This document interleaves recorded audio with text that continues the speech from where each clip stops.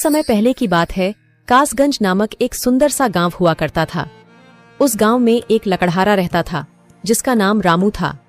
रामू बहुत ही ईमानदार और मेहनती था। वह हमेशा अपने काम से खुश रहता था। उसके पास ज्यादा पैसे नहीं थे, लेकिन वह अपनी जिंदगी से संतुष्ट था। रामू के परिवार में उसकी पत्नी और उसके 2 बच्चे थे। रामू सेठ लालचंद के यहाँ लकड़ी काटने का काम करता था और लकड़ी काटने के बदले में सेठ लालचंद रामू को पैसे देता था, जिससे रामू और उसके परिवार का जीवन व्यापन होता था। सुमन, मैं काम पर जा रहा हूँ। आज बहुत देर हो गया है, तो तुम बच्चों को स्कूल छोड़ आना। जी, स्कूल तो मैं छोड़ आऊंगी, लेकिन मोनू और चिंकी पिछले 2 दिन से कह रहे हैं कि उनके स्कूल की टीचर स्कूल की फीस मंगा रही है। हाँ, तो जाकर दे आओ ना स्कूल की फीस। अजी कहाँ से दूं? आप जो पगार लाते हैं उसमें मुश्किल से तो घर चल पाता है। अब उतनी सी तनख्वाह में मैं बच्चों की फीस का इंतजाम कैसे करूं? अजी मैं एक बात आपको साफ साफ कह देती हूँ, आप सेठ लालचंद जी से पगार बढ़ाने की बात कहिए। दिन पर दिन खर्च बढ़ता जा रहा है। बाजार में अगर सब्जी लेने निकलो तो सब्जियों के दाम आसमान छू रहे हैं, और बच्चों की पढ़ाई का खर्चा, घर का खर्चा अब इतनी कम तनख्वाह में कैसे गुजारा होगा? ठीक है, मैं आज ही सेठ जी से थोड़ा पगार बढ़ाने की बात करता हूँ। इतना कहकर रामू काम पर चला जाता है।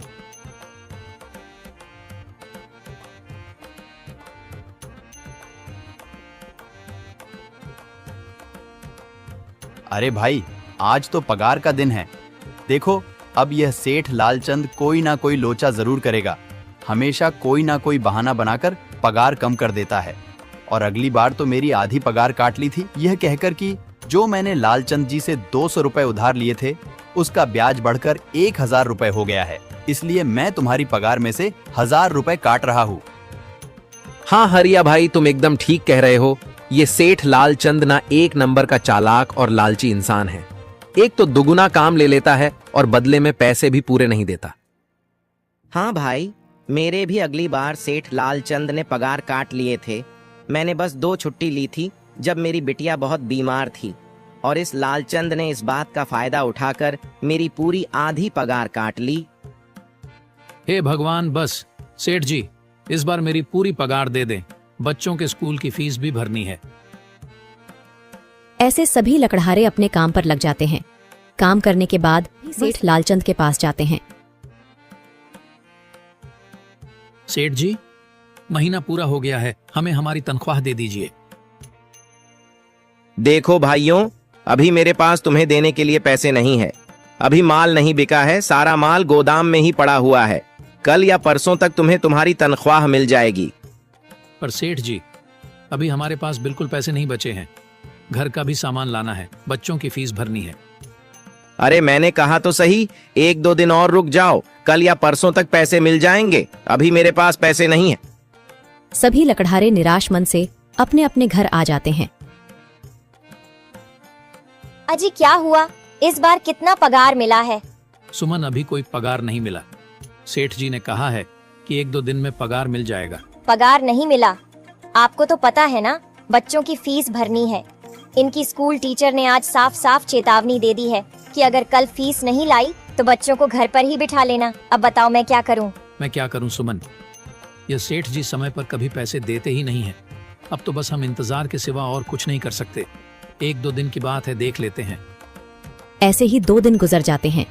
2 दिन बाद सेठ लालचंद सबको पगार देता है।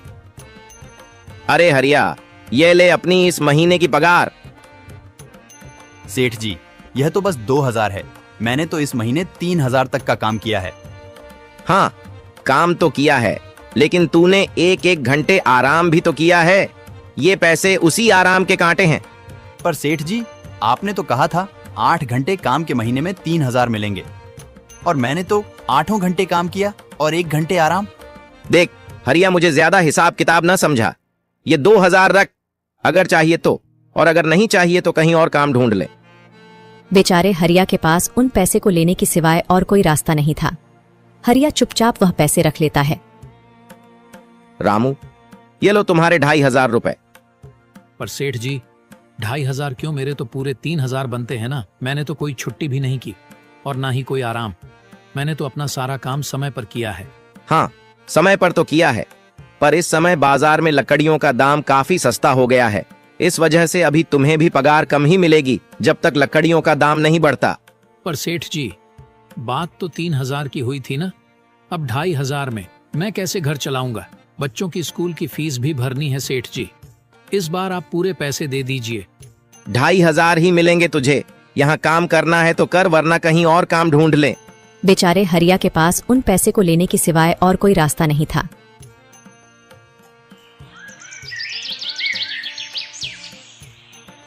अरे भाई, यह सेठ लालचंद एक नंबर का बेईमान इंसान है। सारे पैसे अपने जेब में भर लेता है और बहाने बनाता है कि लकड़ियों के दाम सस्ते हो गए हैं। देख लेना, हम गरीबों की किसी न किसी दिन इसे जरूर हाय लगेगी। नहीं हरिया, ऐसे नहीं कहते। वह हमारे अन्नदाता है। आखिर उन्हीं के वजह से तो हमारा घर चल रहा है। अरे काहे का अन्नदाता? काम के पूरे पैसे तो देता नहीं है। पूरे महीने मेहनत करके भी क्या मिलते हैं? बस ये 2,000 रुपए। इसमें घर खर्च कैसे चलाएं? ऐसे तो हम कभी तरक्की नहीं कर पाएंगे। और हम कर भी क्या सकते हैं हरिया? हमें लकड़ी काटने की सिवा और कोई काम कहाँ आता है? और कोई काम खोलना भी चाहे तो उसके लिए हमारे पास इतने पैसे कहाँ हैं? अब जो भी हो, हमारा तो बस ये सेठ लालचंद ही सहारा है ना। कुछ देर बातें करने के बाद अपने घर की ओर निकल पड़ते हैं। जी आ गए आप। कितनी पगार मिला है? सुमन, इस बार सेठ जी ने बस 2,500 रुपए ही दिए हैं। बस 2,000? इतने में कैसे घर चलाएंगे? बच्चों की फीस में ही 1,000 रुपए निकल जाएंगे। फिर 1,500 में क्या क्या करेंगे? अब मैं क्या कहूँ सुमन, अब तुम्हें इसी में ही गुजारा करना होगा। तुम सबसे पहले बच्चों की फीस भर देना, इसके बाद बाकी का मैं देखता हूँ। अजी आप क्या देख लोगे? सेठ जी से पूरे पैसे तो मांगे नहीं गए आपसे? नहीं सुमन, मैंने सेठ जी से पैसों के लिए कहा था, पर सेठ जी ने साफ इनकार कर दिया और कहा, यह लेना है तो लो, वरना कहीं और काम ढूंढ सकते हो। मैं सोच रहा हूं कि लकड़ी काटने के बाद मैं कहीं और भी काम ढूंढ लूं। सेठ जी के यहां से काम करने के बाद मैं दूसरी जगह पर काम किया करूंगा, इससे कुछ ज्यादा आमदनी हो जाएगी। आज ही मैं सेठ जी के यहां पर काम करने के बाद और भी जगह काम ढूंढने जाऊंगा। इतना कहकर रामू काम पर निकल जाता है और जैसा कि रामू ने कहा था, वह लालचंद के यहाँ काम करने के बाद काम की तलाश में निकल जाता है। रामू पूरे गांव में काम ढूंढता है, दुकानों दुकानों पर जाकर लोगों से काम मांगता है, मगर हर जगह रामू को केवल निराशा ही हाथ लगती है। अंत में थक हार कर रामू वापस जाने लगता है। तभी वह देखता है कि अचानक बहुत सारे भैंसों का झुंड उसकी तरफ दौड़े आ रहा है।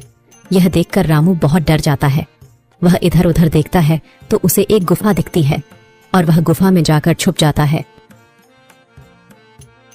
जब भैंसों का झुंड वहां से निकल जाता है तब रामू की जान में जान आती है।